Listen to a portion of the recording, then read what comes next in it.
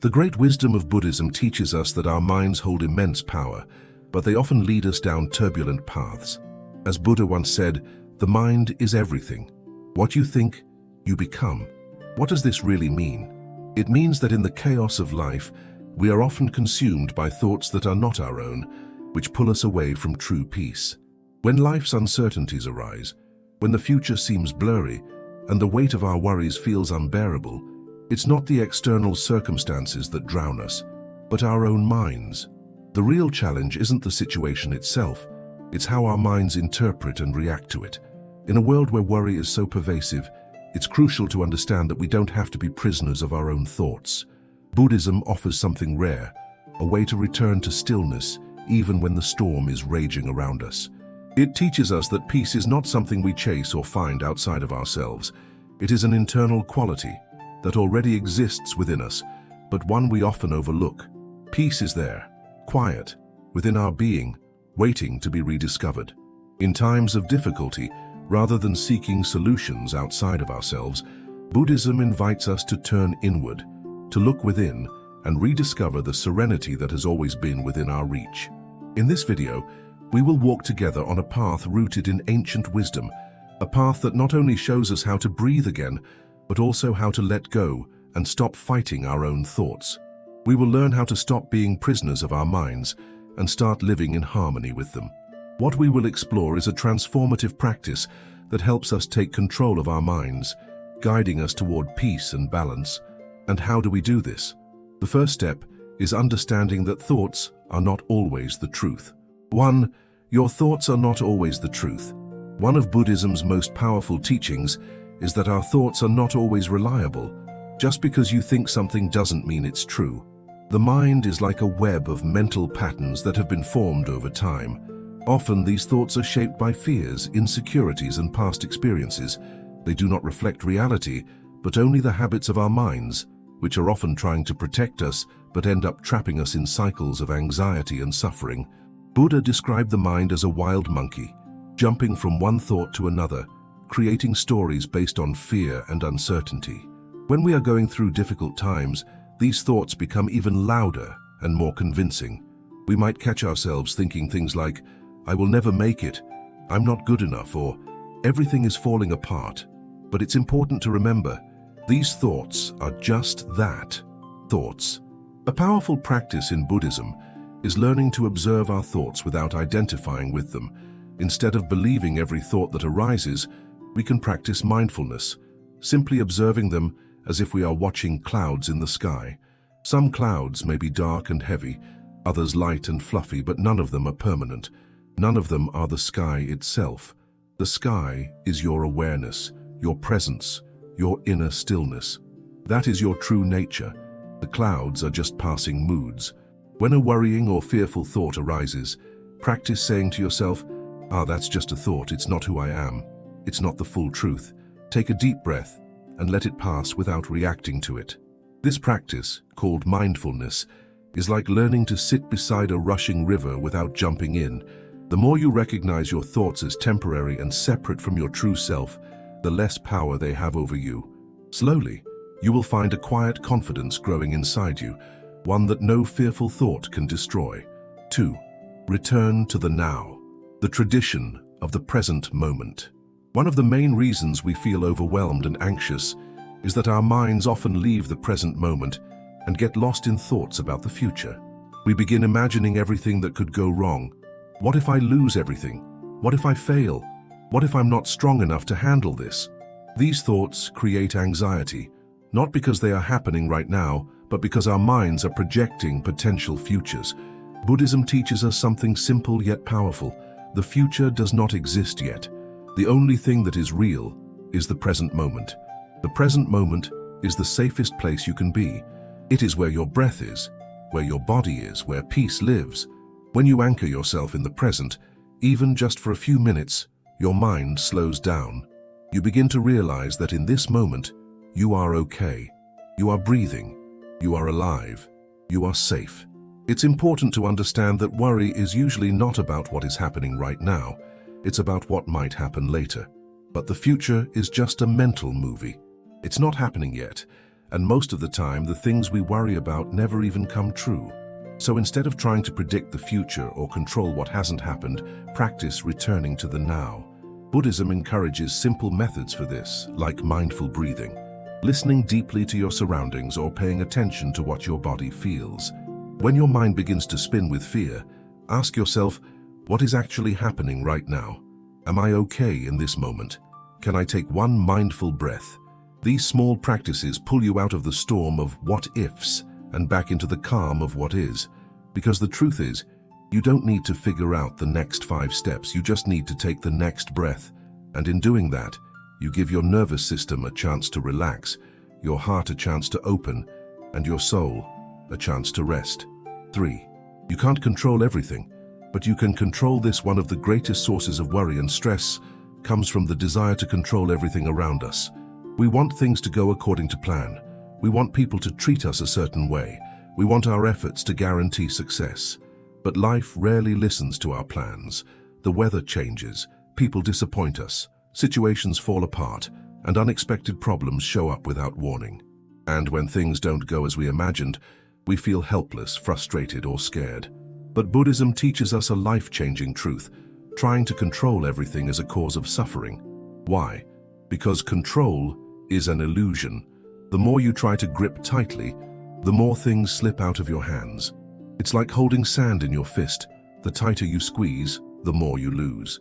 True peace doesn't come from controlling the outside world. It comes from mastering your inner world. Here's what you can control: your breath, your response, your mindset, your energy, your actions, your presence. You can't stop the storm, but you can choose to stand calmly in the rain. You can't stop people from saying hurtful things, but you can choose not to let their words poison your heart. You can't guarantee success, but you can give your best, stay present, and let go of the outcome. In Buddhism, this practice is called equanimity, a balanced, peaceful mind that stays steady even when life feels chaotic. It doesn't mean you give up or stop caring. It means you shift your energy from trying to control to responding wisely. For example, when someone speaks with anger, you can choose to breathe instead of react. When your plans fall apart, you can trust that a new path may be opening. When uncertainty arises, you can choose faith over panic. This isn't easy, but the more you practice it, the more you realize how powerful you really are. Not because you control the world, but because you don't let the world control your peace. So when your heart feels overwhelmed, remind yourself gently, I don't need to control everything. I only need to control how I respond. That's where your strength lives. That's where worry begins to fade. And that's where true inner freedom begins. 4. Your worst days still built you. It's easy to look back on the hardest moments of your life and wish they had never happened. When you were at your lowest, whether it was facing loss, heartbreak, failure, or disappointment, you probably felt broken, alone, and unsure if you could ever recover. But here's a truth that Buddhism teaches us. Those painful moments were not wasted. They were the bricks that built your strength, your compassion, and your wisdom. Think about a seed pushing its way through dark, heavy soil. At first, it feels the weight of the earth pressing down on it. It might struggle and crack, but without that pressure, it could never sprout. Those very forces that felt like they were crushing it also gave it the power to grow upward toward the light. In much the same way, your worst days pressed on you, but they also pushed you to become more resilient. Every time you experienced suffering, you had to face difficult feelings, grief, anger, fear. You may have wanted to run away, blame someone else, or give up entirely. But when you stayed present with your pain, when you acknowledged it instead of hiding from it, you learned something invaluable about yourself. You discovered how deep your capacity to heal could be. You uncovered hidden strengths you didn't know you had.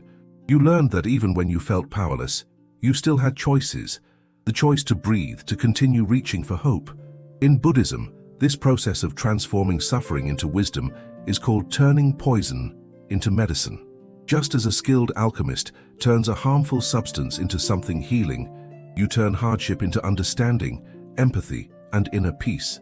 Your worst days taught you humility because you learned that you are not in control of everything. They taught you compassion because you now know what it feels like to hurt, and you can extend kindness to others in pain. They taught you patience because healing never happens overnight. And they taught you gratitude because when you finally emerged on the other side, you saw life's simple blessings with fresh eyes. So the next time you're tempted to despise the past, remember this: each painful chapter of your life played an essential role in shaping who you are today. Without the struggles, you wouldn't appreciate peace. Without the failures, you wouldn't value success. And without the low points, you might never reach for something higher. Embrace your history as a teacher, not an enemy. Bow to the lessons learned, even the harsh ones.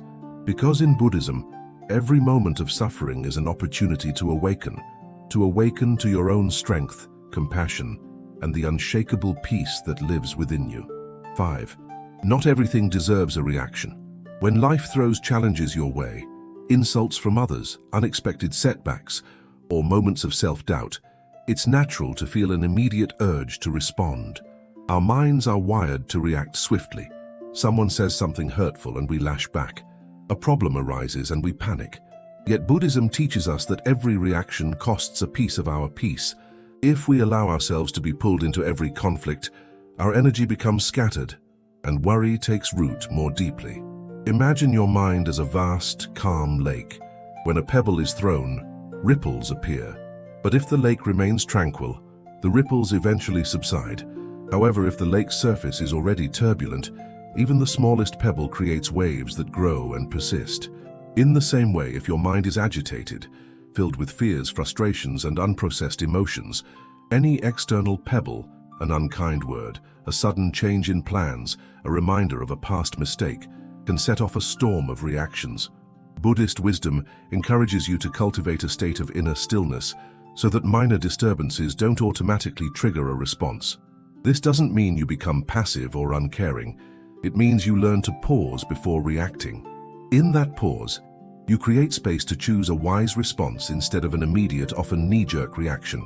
When someone criticizes you harshly, your first impulse might be to defend yourself, to strike back, or to shut down.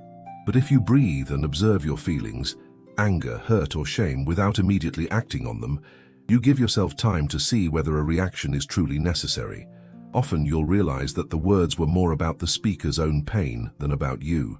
By choosing not to react, you preserve your peace and your relationships. This is the second block. Before moving to the final part, I'd love to hear your thoughts and invite you to take a moment to share something meaningful with the video. If this touched you in some way, leave a comment or share your own experiences in the discussion below. It would mean so much to connect with you in this way. And don't forget to hit that subscribe button.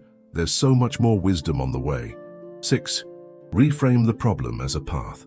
When you're in the midst of a crisis or struggle, it's natural to see the challenge as something to be avoided or defeated. You may feel trapped by circumstances, believing that the problem is a dead end rather than an opportunity. Yet Buddhism offers a radically different perspective. Every difficulty you face can be a gateway to growth and awakening. Instead of seeing obstacles as roadblocks, you learn to view them as signposts pointing you toward deeper wisdom. Imagine walking through a dense forest and encountering a fallen tree blocking your path.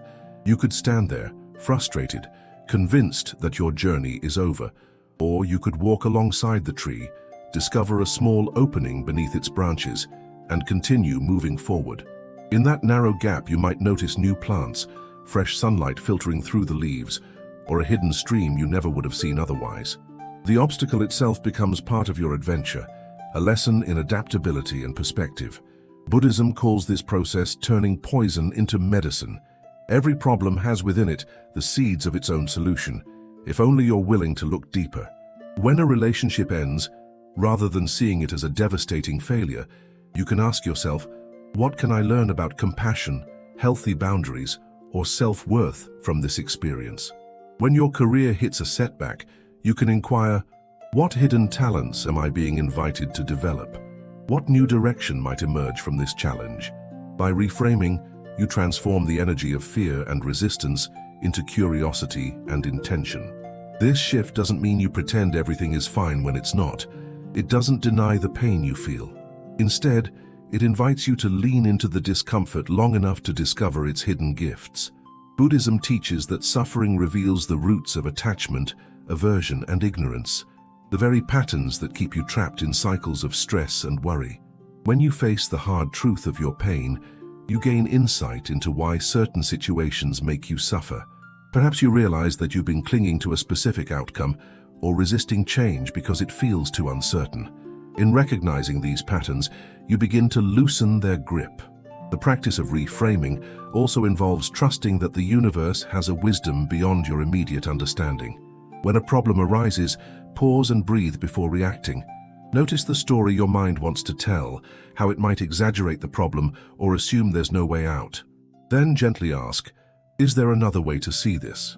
What might this circumstance be teaching me? As you cultivate this mindset, you become less reactive and more responsive.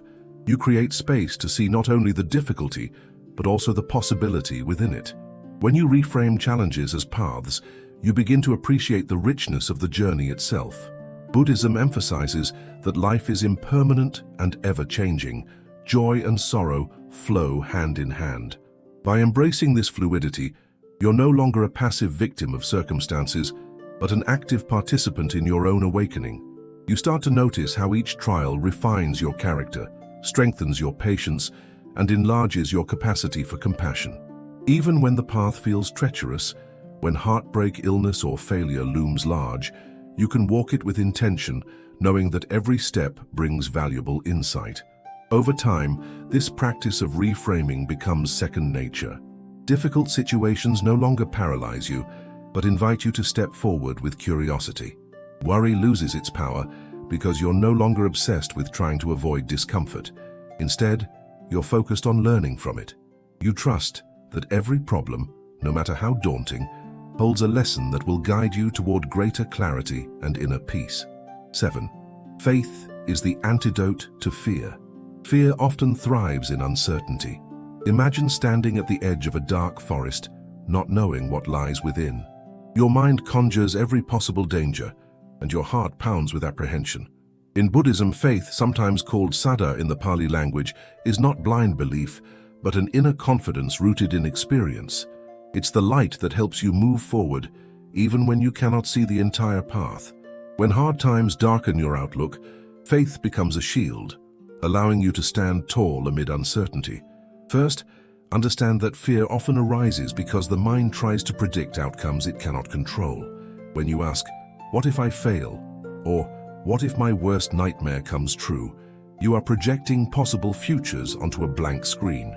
Buddhism teaches that this projection is like watching a scary movie in your mind. Your imagination often creates the scariest story. Faith steps in to remind you that you don't have to know the ending before taking the first step. By doing small things like pausing to feel your breath or recalling times when you overcame challenges, you slowly build trust inside that life can guide you wisely, even if you don't know every answer.